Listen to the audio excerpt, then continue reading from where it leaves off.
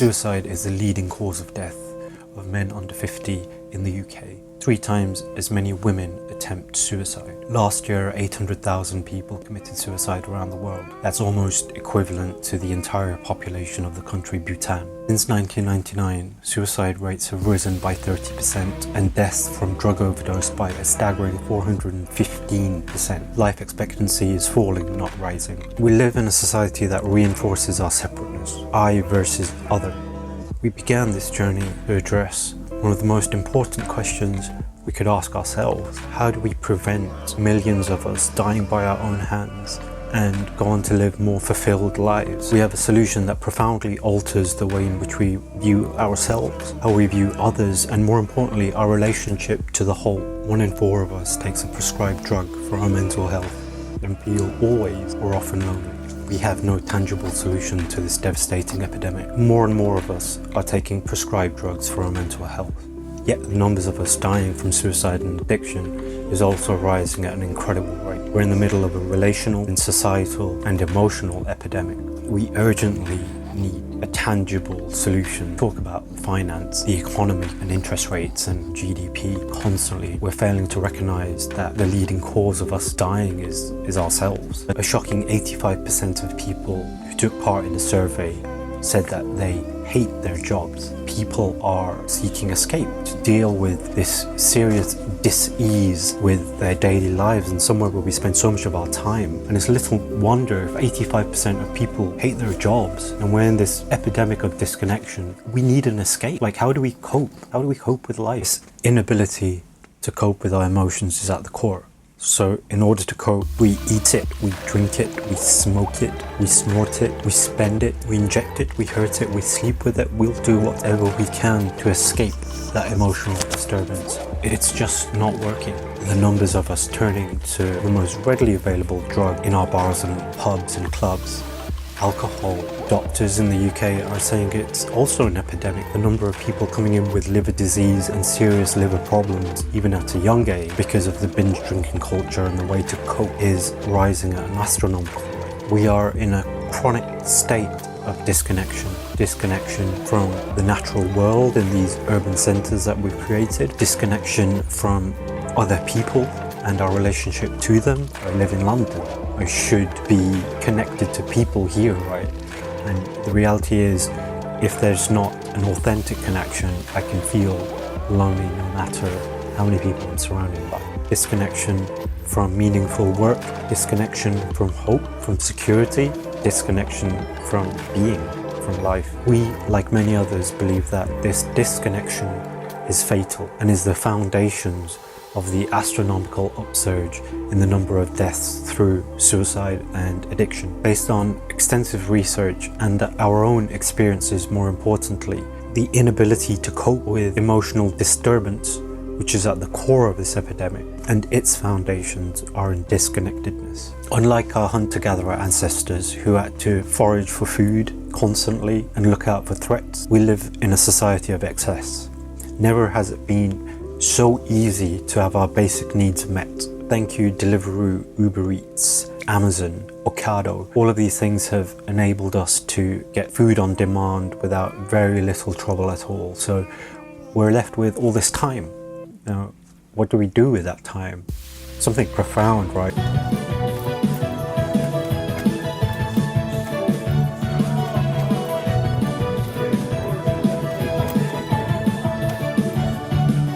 The agricultural revolution left farmers without jobs. The industrial revolution left workers without jobs. There are whole areas devastated by the ripple effect this caused. This shattered families and communities and whole cities. There are many examples of where this can be seen, and it's just been an upsurge in crime and addiction and death, which left their communities, their families, and their identities shattered. The current internet age has left shopping malls in massive decline, and high street retail is really suffering. And this has just led to another instance of disconnection, another instance of we're moving away from public gatherings to something of isolation. As the late and great Stephen Hawking said, artificial intelligence is going to be either the best or worst thing for humankind. The big question is, what happens to our purpose? what do we fill our time with? In a recent study, 79% of people with depression said that they felt better after completing a task, no matter how average or boring the task may have been, the sense of accomplishing something. We use technology fundamentally to make an aspect of our lives easier, so we don't have to focus on the boring stuff. However, if we start removing all of that from our lives and we're filled with this void, one would think objectively do great, amazing things with our lives.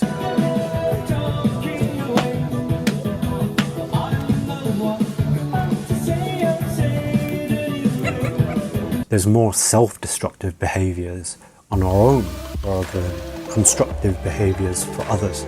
We have to fill our time with something, right?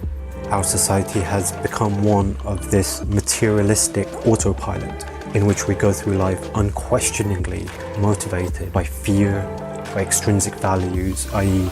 doing something because it will impress someone else, or I'm not going to feel enough until I have this thing. We are in the middle of the attention economy where everyone's vying for your attention and it's the highest bidder that gets it. Those 5,000 ads per day say to us that we are not complete in some way until we have a product or service they are offering. I understand the irony of me asking for your time right now. It is scientifically proven that more stuff doesn't buy us happiness, yet we still try.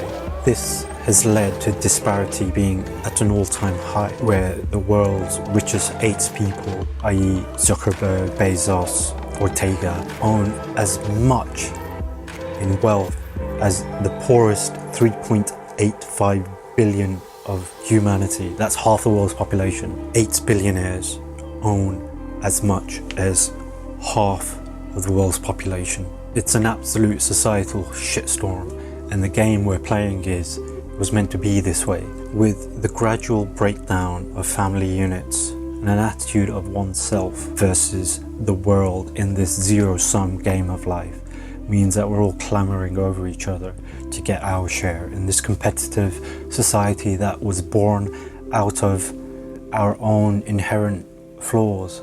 And as a result, we are feeling lonelier than ever before. When surveyed, people with depression and that had attempted suicide had a real feeling insecurity, like no one has our back. We can't be real with anyone. We're supposed to be this person society and media imposes on us. We're in this hamster wheel. This has led to a decline in honesty and vulnerability. We went from large family units with extended family to just the family units and the 2.4 kids to our 200 square feet apartments by ourselves. No wonder. I studied as an architect for a long time, and I took more time designing some toilets than I have my own life. From a very young age, we're taught to clamor over the kid next to us to get better grades. We are rewarded in this competitive race. Life skills and designing our lives has been left to chance. No wonder that this very early foundation of our lives has led to the society at which disparity is at an all-time high from a very young age. I, self, ego. This attitude has only fueled wealth disparity, lack of empathy and honesty and vulnerability, because we've promoted this individualistic approach to life. No one's there for us permanently. Love is but a transaction. I'll be there if you do this. Let's just cling on to each other so we don't have to face the void and the emptiness and the loneliness. We've also added another word to love, unconditional. The love we see today is more of a transactional nature. Play the role I want you to. Doing something for someone else and expecting absolutely nothing in return has been the most rewarding experiences of my life, period. This altruistic movement is going to be at the core of our solution. Facebook, Instagram, Snapchat, the apps that came in with the promise of a more socially connected and happy world. The results are in. The more we use this ego-fueled, ad-fueled, destructive social media, the lonelier we are likely to feel. The irony. The tribal solution. At the core of what we're trying to achieve with this modern, urban, tribal solution is a profound alteration how we view our emotions and how we view others and our place in society. I spent part of my childhood in Africa And the Maasai tribes of Kenya work together because if they don't, they're fucked. They have to rely on one another, much like our ancestors did, in order to survive and thrive. The only way their basic needs are met is if they work together. People are flocking to the slums of India, in which I've been numerous times, and something that I've witnessed there is a happiness, a sense of having each other's back. They have so little materially, yet they have a sense of belonging within these slums and a sense of happiness. The levels of happiness in one slum in India had higher levels of satisfaction and happiness than that of a widespread study of middle-aged housewives in America.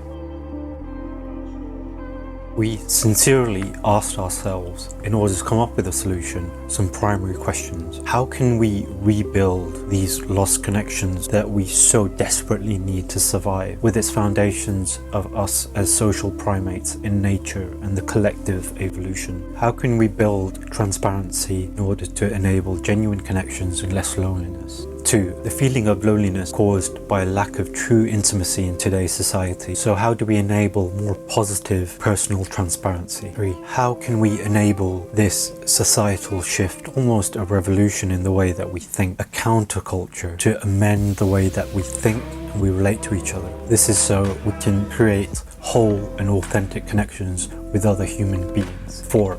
Nothing beats genuine physical interaction. There are numerous studies to back this up. So how do we use our social media and technology as it exists now as a digital stepping stone to a physical community? Someone once said, if we observe history and study it, we can help it from happening again. The statistics of kids dying from starvation, the images from Syria that we've seen, in a way desensitized to, a surrender to the higher systems that govern us, to say that it's okay. This idea of us versus them is a lack of empathy. So how do we enable people to build genuine empathy? And we feel the best way to do this is to create a platform that takes a cross-section through society, that enables people from different backgrounds to mix and to understand each other's points of view in a genuine way. The anticipation for this and the reason why we feel that this is an important part of the platform is to enable a societal shift in which we see each other. So how can we build a more cohesive global society and culture? We believe in this tried and tested cure for a lot of the ailments we're seeing today. Our solution of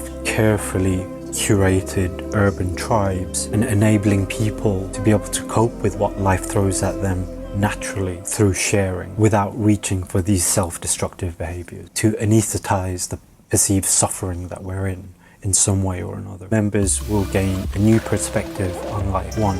Meet your local tribe. What binds us all is an innate desire to belong. We propose doing this by having local meetups with your tribe, activities that enable vulnerability and intimacy. It is scientifically proven that us humans feel better after connecting with nature. I know myself, if I'm in a park, I feel like I get perspective.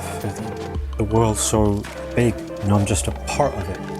I breathe in the air that the trees give out and I'm a cog in the system. I was reading an article recently that said that parks are becoming more and more difficult to get to with the rise of urban centres and development. It's no wonder we're feeling a little bit gloomy. For the best results, we encourage meeting your tribe in your local park for support groups, for yoga, meditation, running. These activities, and some of them already exist in parks. There is no wellness platform to say, here are your great solutions to cope with life. And as a result, you can rely on your tribe. You can have that feeling of security, like someone's got your back, like you know them. Our unique mentor matching platform enables a tribe elder to have someone to pass their wisdom on to. Tribe elder would carve the path out and say, these are the berries you should eat. Now, don't go to that cave, there's a bear in there. Or saber-toothed tiger, I don't know, are saber-toothed tigers around? Anyway, there's a bear in that cave, you should not go there. And other things. And I know this from my own experience. Someone just to say, you'll be okay, you'll get through this, I went through this, I'm absolutely okay, this will pass. I struggled with that too. It was devastating, but I got through it. Can literally be the matter of life or death. So it doesn't necessarily mean in today's society someone that is older than you. I have people that I mentor that are much older than me, but I just have something that they want, not like money or a car or a briefcase. Here is where the digital stepping stone comes into effect. There are specific support groups on sharing your struggles, saying, hey, I'm day 3 without eating donuts, or I'm day 10 without smoking and I really need some help, and how did you guys do it, from other people that have gone through the same thing. This then leads to local support groups in which people can talk about specific problems or general ones. In this digital platform, there are no likes. You are enough just as you are. There are no likes. There are no likes. Finally, 4. Growing personally through Tribe's program of talks. Issues with our characters that we can talk about together, like fear, like self-pity, not feeling like I'm enough, not belonging, fear of missing out, lack of honesty, infidelity, enabling a shift in perspective through the new lens of tribal living. Governments and individuals around the world spend trillions of dollars on crippling issues related to suicide, addiction, and mental health. Our aim is to get our members' subscriptions subsidized by local authorities in order to provide an effective mental health treatment plan. A prescription for a subscription. Catchy. This is greater than an app. Is a positive and sustainable ideology. New behaviors, new reward systems, and new methods of connection. The timing for this solution is statistically at its best. There seems to be a mass global awakening with the rise of minimalism, the increase in yoga classes, in meditation apps and classes, us collectively moving away from our worship of the rational mind. And it just spells out this shift with a questioning of values, extrinsic values, and more importantly, the technology has led us to see the data at its purest and to say it's not working. Recently valued at $1 billion plus and topping Apple's App Chart. Calm and Headspace, the meditation apps, have done incredibly well and reaching $1 billion plus valuation within a few years pre-IPO. Again, questioning this praising of the rational mind that we have been doing so long, and just to be, just to breathe, do something as simple. They've made $1 billion of something as simple as reminding us to breathe. Many of us are seeing through the illusion of satisfying materialism and questioning these junk values that we've been fed for so long without questioning them. We will thoroughly optimize through a focused feedback loop system for an immediate rollout into the rest of the UK, Europe and the USA. Due to the immense need for this solution and widespread capability of scalability, not unrealistic to say that we can achieve a very high valuation. We need to mobilize very quickly in order to translate our research into a working platform in order to optimize that and maintain our first mover advantage. We genuinely believe that once we have this solution, society will wonder why this effective solution has not been implemented any sooner to save all of the lives that we've lost. We're dead that soon in the grander scheme of things. What's a world I want to leave behind? What's a world you want to leave behind?